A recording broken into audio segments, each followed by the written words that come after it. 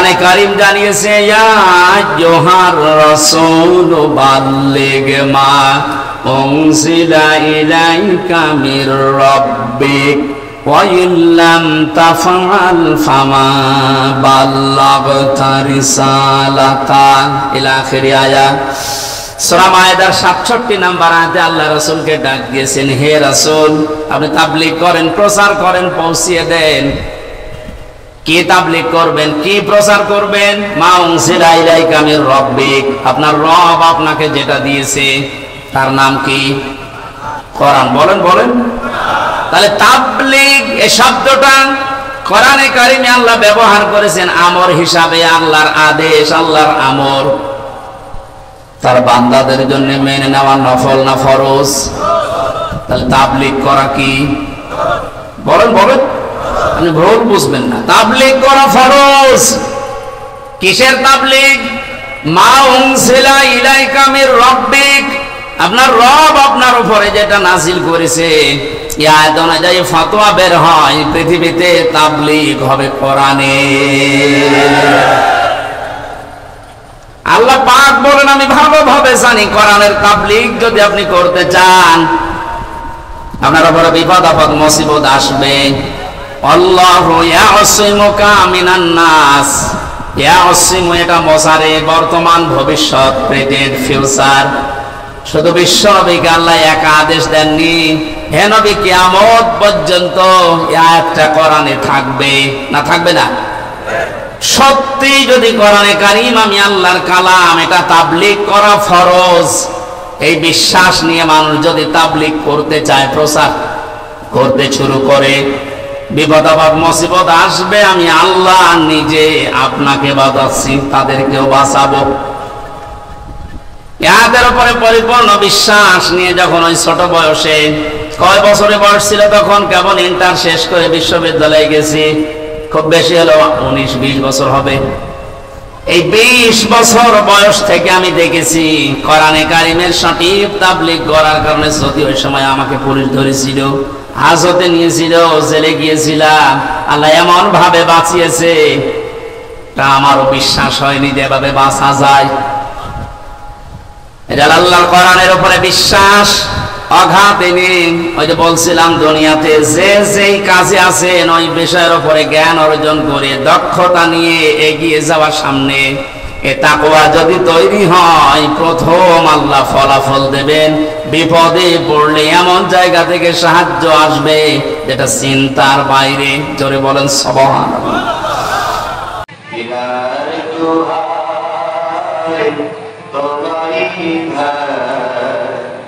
আসমান থেকে নামে আলো কোরআন, আমরা সবার ভুল তোমার উপরে আসলো কোরআনের ছায়া তলে, খালি তোমার। কোন মানুষ যদি তার ঈমানকে পরিপূর্ণ করে নিতে চায়, সে কাউকে ভালোবাসলে যেন দুনিয়ার কোন স্বার্থে না, আল্লাহর জন্য ভালোবাসে। আজ আমাদের অনেকের ভালোবাসা হয় নেকি নাই কোনো স্বার্থের কারণে, এই জন্য আমাদের ঈমান পরিপূর্ণ হতে চায় না। শব্দটা যদিও ছোট্ট, এটা কিন্তু অনেক ওজনওয়ালা কথা। মান আহাব্বা লিল্লাহ, কাউকে যদি কেউ ভালোবাসে, কার জন্য বাসবে? বলেন বলেন। 2 নম্বরে কাউকে যদি কেউ ঘৃণা করে, সেজন্য আল্লাহর জন্য ঘৃণা করে। 3 নম্বরে কাউকে কিছু দান করলে আল্লাহর জন্য দান করা লাগবে। কাউকে কিছু যদি বিরত থাকেন দেওয়া থেকে, তাও আল্লাহর জন্য বিরত থাকা লাগবে। ফাকাদ ইস্তাকমালাল ঈমান, নবীজি বলেন সে যেন তার ঈমানকে কামেল করে নিয়েছে, পরিপূর্ণ করে নিয়েছে। হাদিসটা আমাদের প্র্যাকটিক্যাল লাইফে আল্লাহ সেট করার তৌফিক দেন, বলেন আমিন। তেলাওয়াত করেছিলাম সূরা তাওবা। কোন সূরা বলেন তো? কোন আয়াত থেকে কথা শুনতে হলে তাফসীর অনুযায়ী 5টা বিষয় লক্ষ্য করা লাগে। আমরা জানি তাফসীর এক মাযহারিতে আছে। 1 নম্বরে শুদ্ধ তেলাওয়াত করা লাগে, যেটা আমরা করেছি এর আগে। মাতৃভাষায় যে যেই ভাষায় কথা বলে ওই ভাষায় জনগণকে ওর অর্থ শোনানো লাগে, ওটা আমরা শোনাবো ইনশাআল্লাহ। 3 নম্বর ঐতিহাসিক প্রেক্ষাপট, এ সূরা নাজিল হওয়ার পেছনে কারণ কি, ওইটা বলা লাগে। 4 নম্বর আয়াতের বাস্তব শিক্ষা কি, ওই মানধাতামলি কি হয়েছে ওটা বাদ দিন। এখন বাস্তবে কি দরকার, স্থান কাল পাত্র ভেদে ওই জায়গায় ওই কথা সেট করা দরকার ওই আয়াত দিয়ে। আজকে একটা সকালে বিবাহ অনুষ্ঠানে গিয়েছিলাম, ওখানে বিবাহ মানে আনন্দ, বিবাহ মানে জায়েজ পন্থায় থেকে ইসলামী সংস্কৃতি যা আছে সেইটার গণ্ডির ভেতরে থেকে মানুষ যেন একটু আনন্দ করে। একজনকে ইসলামী সঙ্গীত বলতে দিয়েছে, সে আমার একটা সঙ্গীত আরম্ভ করেছে, মানুষ মরে গেলে যেটা বলে ওইটা, একই মরণের অনুষ্ঠান। এই জন্য স্থান কাল পাত্র ভেদে কথা বলা দরকার। এই আয়াত থেকে এখন যেটা খুব জরুরি আমরা ওই কথাগুলো তুলে আনার চেষ্টা চালাবো ইনশাআল্লাহ। 5 নম্বর আয়াত থেকে যে শিক্ষাগুলো পাওয়া যাবে এটা নিয়ে বাড়ি যাওয়া। আল্লাহ আমাদের আজকের এই ছোট্ট অনুষ্ঠান হলো, এখান থেকে তাফসীর আকারে যে কথা বলছি বা বলবো এখান থেকে ওইগুলো নিয়ে যাওয়ার তৌফিক যেন দান করেন, বলেন আমিন। জবান খুলে কোরআনের এই আয়াতটা একবার পড়েন, যেন একটা অক্ষরে 10টা করে নেকি পাওয়া যায়। আউযু বিল্লাহি মিনাশ শাইতানির রাজিম। বিসমিল্লাহির রহমানির রহিম। ইয়া আইয়ুহাল্লাযীনা আমানুত্তাকুল্লাহা ওয়া কুনু মা'আস সাদিকিন। সাদাকাল্লাহুল আযীম। সূরা তাওবা। কোন সূরা বলেন তো? বলেন। ডাক দিয়েছেন আল্লাহ এখানে শুধুমাত্র ঈমানদারকে। তাহলে বেঈমান যারা আছে এই আয়াত তাদের জন্য না। বেঈমান যদি থাকেন আপনি এখন উঠে চলে যান, কারণ আপনার জন্য আজকের এই আয়াত না, আপনার জন্য আলাদা আয়াত আছে। বেঈমানদের আল্লাহ ডাক দেয়নি, ইয়া আইয়ুহাল্লাযীনা কাফারু, আল্লাহ কাফেরদেরকেও ডাক দিয়েছেন। সুতরাং ওই আয়াত যেহেতু আজকে পড়ি নাই, ওইটা আপনাদের জন্য না। এখানে যারা বেঈমান আছে চলে যান। দেখেন তো কত চলে যাচ্ছে, ওটা কি বেঈমান নাকি? হ্যাঁ, একটু পরে যান। এখন আমার প্রশ্ন যে আমার ভেতরে ঈমান আছে কিনা আপনি বলেন তো। আমার তো জুব্বা গায়ে আছে, পাগড়ি মাথায় আছে, এত বড় সুন্দর সুন্দর টুপি মাথায় দিয়ে আছে, আমার হাতে তসবিহ আছে, আমার ঈমান নেই মানে? না। সাহাবী প্রশ্ন করলেন, হে রাসূল আমার ভেতরে যে ঈমান আছে আমি কিভাবে টের পাবো? নবীজি বললেন, ইদা সাররাতকা হাসানাতুকা ওয়া সাআতকা সাজ্জিআতুকা ইলা আখিরিল হাদিস, রাহু ইবনে মাজাহ। বিশ্ব নবী বলেন, উম্মত হে আমার সাহাবী, তোমার ভালো কাজগুলো যখন তোমাকে আনন্দ দেবে, খুশি করবে, আর অন্যায় কাজগুলো যখন তোমাকে কষ্ট দেবে, তখন বুঝবে তোমার ভেতরে ঈমান আছে। এ বাংলাদেশে আজ সবার কাছে ভালো কাজ ভালো লাগে, আসতে বলে। খারাপ কাজ যেটা আল্লাহ বিরোধী, সমাজ বিরোধী, এরকম কাজ সবার কাছে খারাপ লাগে। অথচ নামের আগে মোহাম্মদ আছে, নামের শেষে হোসাইন আছে। নামের আগে মোহাম্মদ আছে, নামের পরে হোসাইন আলী লেখা আছে, এর ভেতরে ঈমান আছে না? বিষয়টা এমন না। ভালো কাজ আপনার কাছে ভালো লাগা লাগবে, আর অন্যায় কাজ হলেই সেটা আপনাকে কষ্ট দেবে।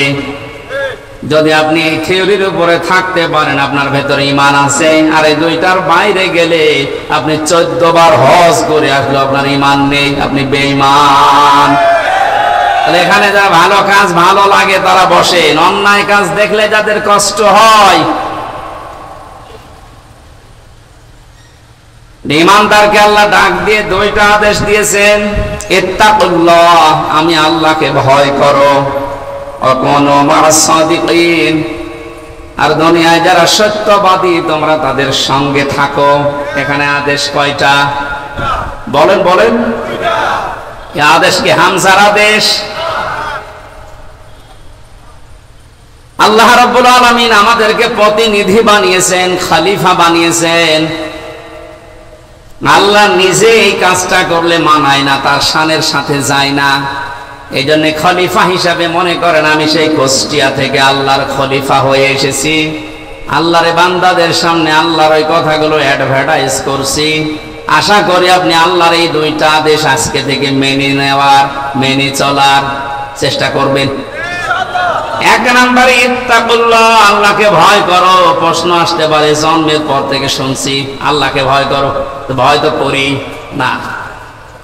আল্লাহকে ভয় করে শব্দের ভেতরে যে ব্যাখ্যাগুলো আমাদের এই বাংলাদেশ, ভারত, পাকিস্তানে চলে, একটা স্বাভাবিক ব্যাখ্যা এখন নিয়ে আসা লাগবে। ইত্তাকুল্লাহ, তাকওয়ার ব্যাখ্যা আধুনিক ভাবে সব চাইতে সুন্দর ব্যাখ্যা আমার কাছে মনে হয়। আল্লাহর ভয় তো আছেই, আল্লাহর নিষিদ্ধ কাজগুলো ঘৃণা করে ছেড়ে দেওয়ার নাম তাকওয়া। এবং যেই বিষয় আমরা আছি দুনিয়াতে, ওই বিষয়ের উপরে দক্ষতা অর্জন করে, ওই বিষয়ের উপরে জ্ঞান অর্জন করে ওটা দুনিয়ায় কাজে লাগানোর নাম তাকওয়া।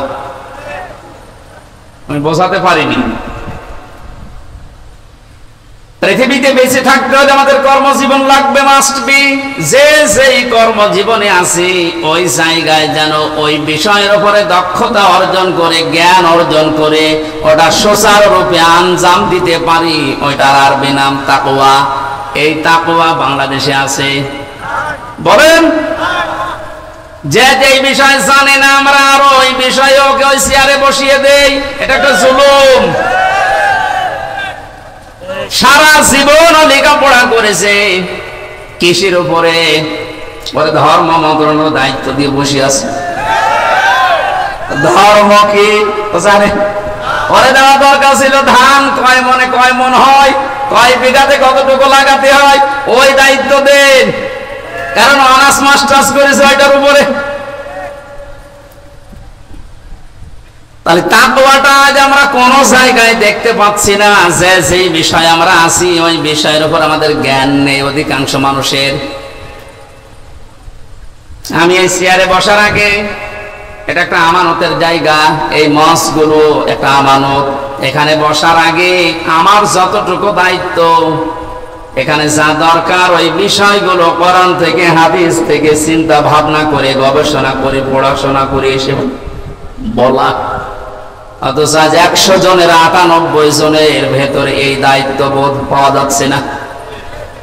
7 দিন পর পর মসজিদে জুমার নামাজ হয়, এটা খেলা করার জন্য না। ইমাম সাহেব 7 দিন ব্যক্তি, পরিবার, সমাজ আর রাষ্ট্রের দিকে তাকাবে।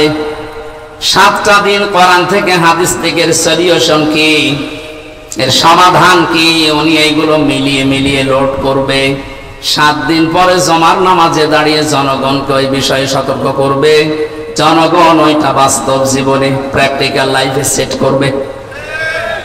3.5 লাখের উপরে মসজিদ দেখে যদি সত্যি এই আওয়াজগুলো এই মেম্বার থেকে, আমানতের জায়গা থেকে আমরা দিতে পারতাম, আর যারা আমরা শুনতে যাই এটা যদি সত্যি আমরা মেনে নিতে পারতাম, এদেশ দুর্নীতিতে চ্যাম্পিয়ন হতো না। গভীর একটা ষড়যন্ত্র চলছে আজ কিছুদিন ধরে, না জানি জীবিত অবস্থায় আবার দেখা যায় কিনা যে দেশ এখন আর আমাদের হাতে নেই। কিছুদিন আগে 14 দলের সাথে বৈঠকের সময় মাননীয় প্রধানমন্ত্রী যে আশঙ্কা পেশ করেছিলেন, তার শেষের যে 5টা কথা, পার্বত্য চট্টগ্রাম অঞ্চলের কয়েকটা জেলা এবং মায়ানমার এবং ভারতের কিছু অংশ নিয়ে সাদা চামড়া যারা আছে, আমি নাম নিলাম না, এরা কিন্তু গোপন আন্দোলন চালিয়ে যাচ্ছে একটা স্বাধীন খ্রিস্টান রাষ্ট্র ঘোষণা দেওয়ার জন্য। এদিকে মায়ানমারের কিছু অংশ, ভারতের কিছু অংশ, বাংলাদেশের চট্টগ্রামের রাঙ্গামাটি, বান্দরবন, খাগড়াছড়ি, এই কয়েকটা জায়গা নিয়ে, দক্ষিণ সুদানে যেমন দিয়েছে কিছুদিন আগে, ইন্দোনেশিয়ার পূর্ব তৈমুরে দিয়েছে কিছুদিন আগে। জীবিত অবস্থায় যদি এটা আবার দেখে যাওয়া লাগে যে বাংলাদেশও ভাগ হয়ে একটা দক্ষিণ সুদানের মতো স্বাধীন খ্রিস্টান রাষ্ট্র চলছে, এটা দেখে যাওয়ার আগে মরে যাওয়া ভালো।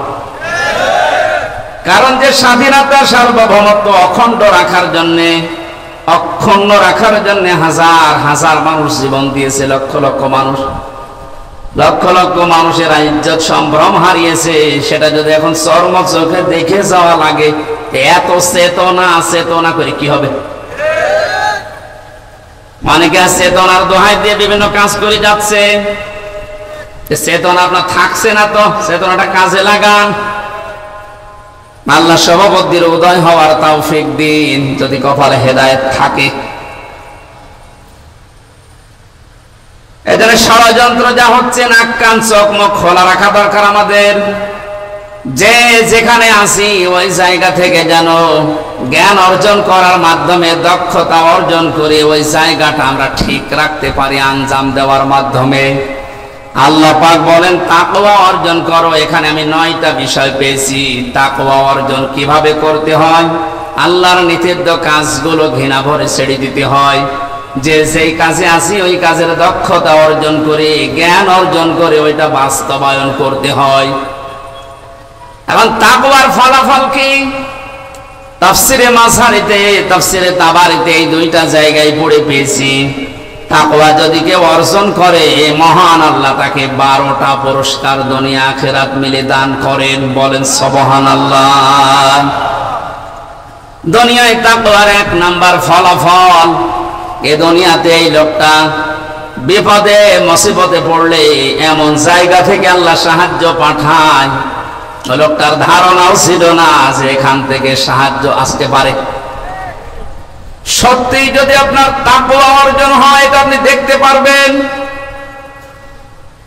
2010 সালে আমি বিশ্ববিদ্যালয়ে ভর্তি হয়েছিলাম। এর আগে যেখানে জমার নামাজ পড়াতাম, আয়াতের বাস্তব প্রেক্ষাপট আমি নিজের জীবনে পেয়েছি। কোরআনে কারীম জানিয়েছে, ইয়া আইয়ুহার রাসূল বাল্লিগ মা উনজিলা ইলাইকা মির রাব্বিক ওয়া ইল্লাম তাফআল ফামা বাল্লাগতা রিসালাতা ইলা আখিরি আয়াত। সূরা মায়েদার 67 নম্বর আয়াতে আল্লাহ রাসূলকে ডাক দিয়েছেন, হে রাসূল, আপনি তাবলীগ করেন, প্রচার করেন, পৌঁছিয়ে দেন। কি তাবলীগ করবেন, কি প্রচার করবেন? মা উনজিলা ইলাইকা মির রাব্বিক, আপনার রব আপনাকে যেটা দিয়েছে তার নাম কি? কোরআন। বলেন বলেন। তাহলে তাবলীগ এই শব্দটা কোরআনে কারিমে আল্লাহ ব্যবহার করেছেন আমর হিসাবে। আল্লাহর আদেশ, আল্লাহর আমর তার বান্দাদের জন্য মেনে নেওয়া নফল না ফরজ? তাহলে তাবলীগ করা কি? বলেন বলেন, আপনি ভুল বুঝবেন না। তাবলীগ করা ফরজ। কিসের তাবলীগ? মা উনজিলা ইলাইকা মির রাব্বিক, আপনার রব আপনার উপরে যেটা নাজিল করেছে, এই আয়াত অনুযায়ী ফতোয়া বের হয়, পৃথিবীতে তাবলীগ হবে কোরআনে। আল্লাহ পাক বলেন, আমি ভালোভাবে জানি কোরআনের তাবলীগ যদি আপনি করতে চান, আপনার উপরে বিপদ আপদ মুসিবত আসবে। আল্লাহু ইয়াসিমুকা মিনান নাস। ইয়াসিমু এটা মুসারে, বর্তমান ভবিষ্যৎ, প্রেজেন্ট ফিউচার। শুধু বিশ্ব নবীকে আল্লাহ এক আদেশ দেননি, হে নবী কিয়ামত পর্যন্ত এই আয়াতটা কোরআনে থাকবে না? থাকবে না? সত্যি যদি কোরআনে কারীম আমি আল্লাহর কালাম, এটা তাবলীগ করা ফরজ, এই বিশ্বাস নিয়ে মানুষ যদি তাবলীগ করতে চায়, প্রচার করতে শুরু করে, বিপদ আপদ মুসিবত আসবে, আমি আল্লাহ নিজে আপনাকে বাঁচাচ্ছি, তাদেরকেও বাঁচাবো। এদের উপরে পরিপূর্ণ বিশ্বাস নিয়ে যখন ওই ছোট বয়সে, কয় বছরে বয়স ছিল তখন, কেবল ইন্টার শেষ করে বিশ্ববিদ্যালয়ে গেছি, খুব বেশি হলো 19-20 বছর হবে। এই 20 বছর বয়স থেকে আমি দেখেছি কোরআনে কারীমের সঠিক তাবলীগ করার কারণে, যদি ওই সময় আমাকে পুলিশ ধরেছিল, হাজতে নিয়েছিল, জেলে গিয়েছিলাম, আল্লাহ এমন ভাবে বাঁচিয়েছে, তা আমারও বিশ্বাস হয়নি যে এভাবে বাঁচা যায়। এটা আল্লাহর কোরআনের উপরে বিশ্বাস অগাধ এনে, ওই যে বলছিলাম, দুনিয়াতে যে যেই কাজে আছেন ওই বিষয়ের উপরে জ্ঞান অর্জন করে দক্ষতা নিয়ে এগিয়ে যাওয়ার সামনে এ তাকওয়া যদি তৈরি হয়, প্রথম আল্লাহ ফলাফল দেবেন। বিপদে পড়লে এমন জায়গা থেকে সাহায্য আসবে যেটা চিন্তার বাইরে। জোরে বলেন সুবহানাল্লাহ। আমি 9টা বলতে পারলাম না, এগুলো আছে। আমার মূল বিষয় কুনু মা'আস সাদিকিন, আল্লাহর আদেশ তোমরা সত্যবাদী যারা আছে তাদের সঙ্গে থাকো। এই আদেশ কার? আরো জোরে বলেন। এই আয়াতটা নিয়ে আজ সবচাইতে বেশি ভেজাল বাংলাদেশে, ভারতে। আপনি যত দরবারে যাবেন সেখানে আয়াতটা আগে পাবেন, তারা বলবে আল্লাহকে ভয় করা, সত্যবাদীদের সাথে থাকো। সত্যবাদী মানে পীর সাহেব। অথচ সাদিকিন সত্যবাদী কারা? এ কথা বলবে কে বলেন তো? বলেন বলেন। হামজা যদি বলে অমকে সত্যবাদী, অমক দল সত্যবাদী হবে? কোরআনে কারিমে আল্লাহ আয়াতের ব্যাখ্যা সূরা বাকারার 177 নম্বর আয়াতে দিয়েছেন যে 10টা গুণ যাদের ভেতরে পাওয়া যাবে, আমি আল্লাহর ভাষায় উলাইকাল্লাযীনা সাদাকু ওয়া উলাইকা হুমুল মুত্তাকুন। এই মানুষগুলো হচ্ছে আমি আল্লাহর ভাষায় ঈমানের দাবিতে সত্যবাদী, আর এরা তাকওয়াবান, এরা মুত্তাকি। তোমরা যদি সঙ্গী সাথী থাকতে চাও, এই 10টা গুণ যাদের ভেতরে আছে তাদের সাথে থাকো।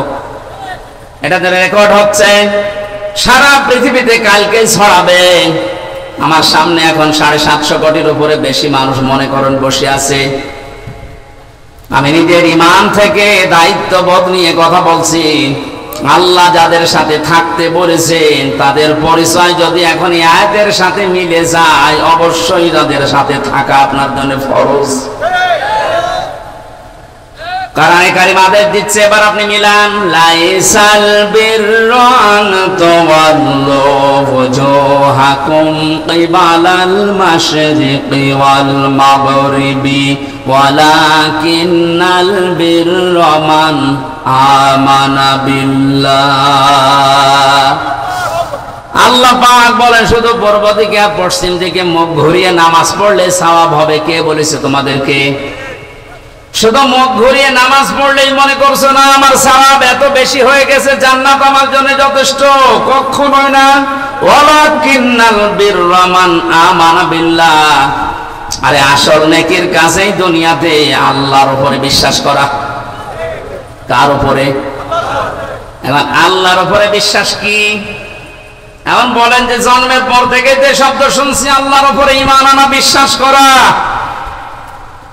কোন মানুষ যদি রংপুরবাসী ভালো করে খেয়াল করেন, কোন মানুষ যদি বলে আল্লাহর উপরে আমি বিশ্বাস করেছি, তার ভেতরে কমপক্ষে 4টা জিনিস পাওয়া যাবে, মাস্ট বি। ওই যে ছোটবেলায় কায়দা পড়েছিলাম, মাওলানারা পড়িয়েছিল, আমানতু বিল্লাহি কামা হুয়া বিআসমাইহি ওয়া সিফাতিহি ওয়া ক্বাবিলতু জামিআ আহকামিহি ওয়া আরকানি। এখানে গুরুত্বপূর্ণ 4টা বিষয় আছে। আপনাকে বলা লাগবে যে আমি এমন আল্লাহর উপরে ঈমান এনেছি যার অস্তিত্ব আছে, যার নাম আছে, যার নামের গুণাগুণ আছে। শুধু নাম নিয়েই বসে নেই, প্রতিটি নামের কার্যকারিতা আছে। আর ওই কার্যকর ভূমিকাগুলো আমি 100% বিশ্বাস করি। তাহলে আমার ভেতর থেকে এই পৃথিবীর সব ভয় আমার আল্লাহ আস্তে আস্তে দূর করে দেবে। এটা বিআসমাইহি ওয়া সিফাতিহি, আমি এমন আল্লাহর উপরে ঈমান এনেছি, বিশ্বাস করেছি যার শুধু নাম আছে তা না, নামের গুণাগুণ আছে, কার্যকর করার ক্ষমতা আছে। আল্লাহর নাম আছে রাজ্জাক। নাম কি? আরো জোরে বলেন। এই নামটা নিয়ে শুধু তিনি বসে নেই, এই নামের গুণাগুণ আপনি পৃথিবীর দিকে তাকান। এই নামটা নিয়েছে এই কারণে পৃথিবীতে কেউ না খেয়ে মারা যায় না। পৃথিবীর কোন সৃষ্টি আজ পর্যন্ত না খেয়ে মরে গেছে আমরা ইতিহাস এরকম পাইনি। কারণ এই দায়িত্বটা দুনিয়ার মানুষের না, এই দায়িত্ব সরাসরি কার? যার ভেতরে এই বিশ্বাসটা 100% ঢুকবে, সে রিস্কের জন্য কোনোদিন কারো কাছে শিরিক করবে না। এজন্য ধর্মের লোকেরা হাজারো এই শব্দটা শিরিকের জায়গায় নিয়ে গেছে। আল্লাহ যে রাজ্জাক, এই বিশ্বাসটা না করে ফসলে বরকত দেওয়ার মালিক দুর্গা, এ কথা বলে তারা দুর্গাকে বিশ্বাস করে যে দুর্গা আমাদের ফসলে বরকত দেয়। অনেক মুসলমান পর্যন্ত তাদের কথার সাথে সুর মিলিয়ে বলে ফেলে মা দুর্গা গজে চড়ে এসেছিল, এই জন্য ফসলের বরকত এবার বেশি হয়েছে। রিজকের মালিক কে বলেন তো? রাজ্জাক নামটা খেলা করার জন্য নিয়েছে। হযরত সুলাইমান নবী আলাইহিস সালাম একবারে দায়িত্ব নিতে চেয়েছিলেন এক বেলার জন্য। আল্লাহ পাক বলেছিলেন তুমি পারবে না, কারণ রাজ্জাক দুনিয়ার কারো নাম না, রাজ্জাক কার নাম? আরো জোরে বলেন। তিনি জোর করে চেয়ে নিয়েছিলেন, পারেন নাই, কিয়ামত পর্যন্ত কেউ পারবেও না। রংপুরবাসী সহজ সরল মানুষের বিভাগের মানুষেরা কান খাড়া করে শোনেন, যাদের অন্তরের ভেতরে এই বিআসমাইহি ওয়া সিফাতিহি বদ্ধমূল হয়ে ঢুকে আছে, বসে আছে, তাদের কাছে ফাঁসির দড়ি আর ফুলের মালা সমান। তাম দুনিয়ায় একদিকে চলে গেলে এই মানুষগুলোকে আল্লাহ রাজ্জাক, এখান থেকে আপনি টলাতে পারবেন না। এই জন্য মানুষগুলোর জীবনের দিকে তাকিয়ে দেখবেন, যারা আল্লাহকে রাজ্জাক বলে বিশ্বাস করে, রিস্কের কোনো পরোয়া, কোনো ভয় তাদের নেই। কারণ এই দায়িত্বটা আল্লাহর। আল্লাহ যেই দায়িত্ব নেয়নি ওই বিষয় নিয়ে তারা সব সময় চিন্তিত। রিস্কের বিষয় কার কাছে? আপনার মরণের পরে আপনার আমল অনুযায়ী আপনার হিসাব হবে। আমল ভালো না হলে আল্লাহ আপনার জন্য জান্নাত দেবেন না। এই জন্য সে মানুষগুলো আল্লাহ যেটা আমাদের উপরে ছেড়ে দিয়েছে, যে ঈমান আর আমল, এইটা ঠিক করার জন্য, সোজা করার জন্য তারা 24 ঘন্টায় দেখবেন ব্যস্ত। রিস্কের জন্য তাদের এত ব্যস্ততা, এত পেরেশানি দেখতে পাবেন না। আমার ভাইরা, শেষের কথাগুলো আর মারাত্মক। আমি এমন আল্লাহর উপরে ঈমান এনেছি যার অস্তিত্ব আছে, না শুধু অস্তিত্ব নিয়েই বসে নেই, শুধু নাম নিয়ে বসে নেই, নামের গুণাগুণ কার্যকারিতা তো আছেই। কাবিল তো জামিয়া, আমি কবুল করে নিয়েছি সব কিছুকে। আহকামিহি ওয়া আরকানি, যত বিধান তিনি আমার জন্য দিয়েছেন দুনিয়াতে সব আমি কবুল করে নিলাম, স্বীকার করলাম। যত হুকুম আহকাম আরকান আছে সব আমি মেনে নিয়েছি। এই 4টা বিষয় গুরুত্বপূর্ণ ভাবে আল্লাহকে সেই ছোটবেলায় আমরা শুনিয়েছি কায়দা পড়তে গিয়ে। কোন মানুষ যদি ঈমান আনে যে আমানতু বিল্লাহ, আমি ঈমান এনেছি, কয়টা বিষয় মানা লাগবে বলেন তো? আল্লাহ বলেন এটা আসল নেকির কাজ। এটা যার ভেতরে বদ্ধমূল হবে তার 2 নম্বর কাজ হবে ওয়াল ইয়াউমিল আখিরি, যে মানুষগুলো কিয়ামতে জবাব দেওয়া লাগবে, এই বিশ্বাস তার ভেতরে দিন দিন তৈরি হবে।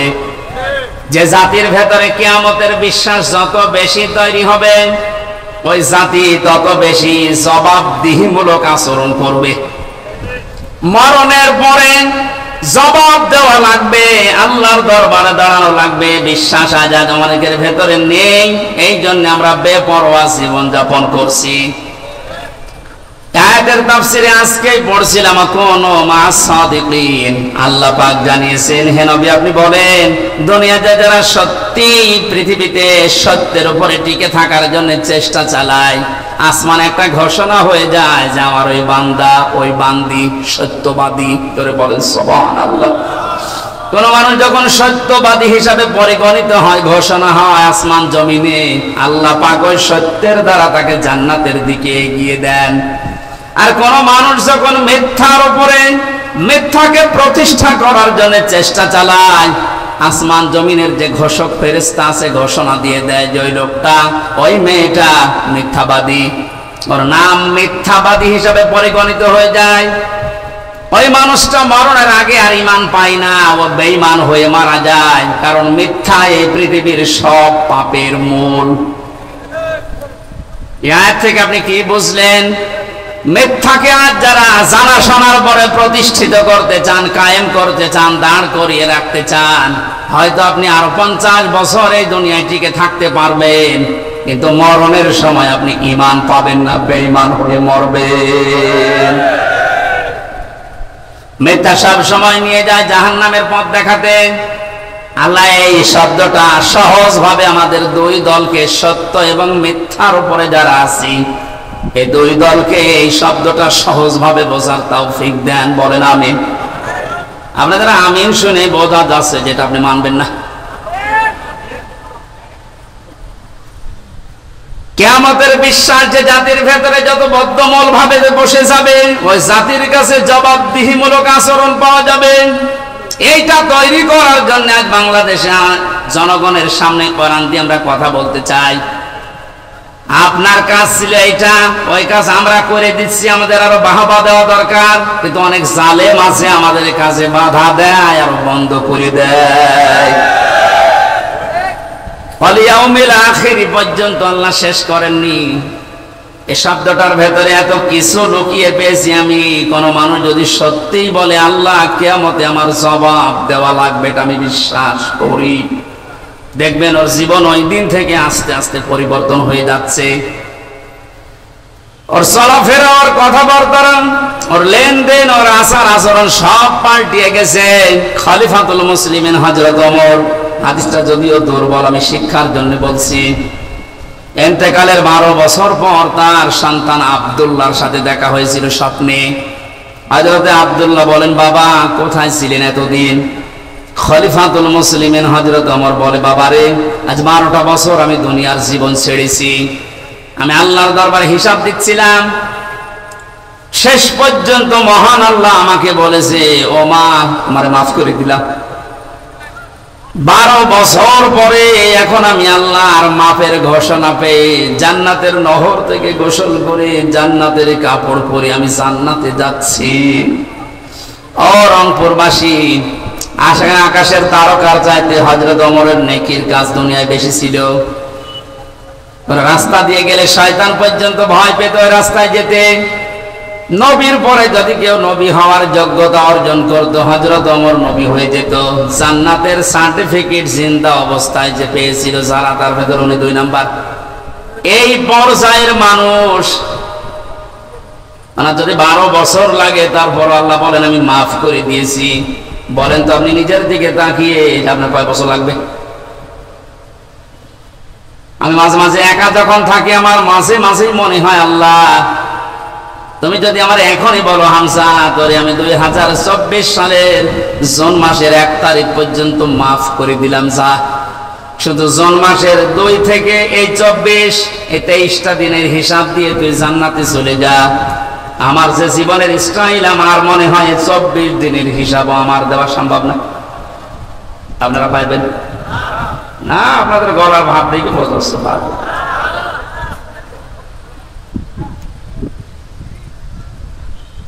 হিসাবের এই কথাগুলো মারাত্মক ভাবে আল্লাহ বারবার বিভিন্ন সূরাতে আমাদেরকে শুনিয়েছেন। সূরা হাক্কাতটা পড়বেন ভালো করে, আর সূরা আল কারিয়া সূরাটা পড়বেন বাড়িতে।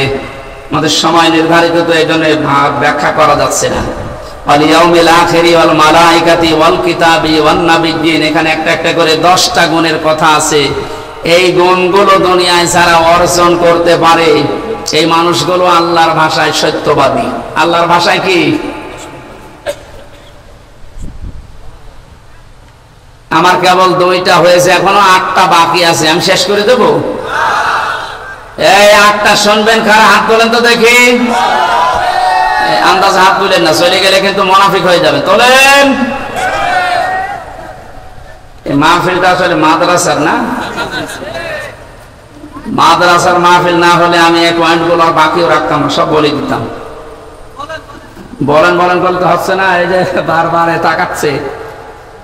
হা করলে হয় হাসা, দা হয় না হালসা হয়।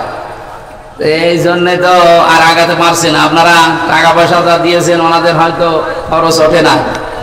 এই মাদ্রাসার দিকে তাকিয়ে অন্তত বলবো, আমি শেষ করবো যতটুকু পারি।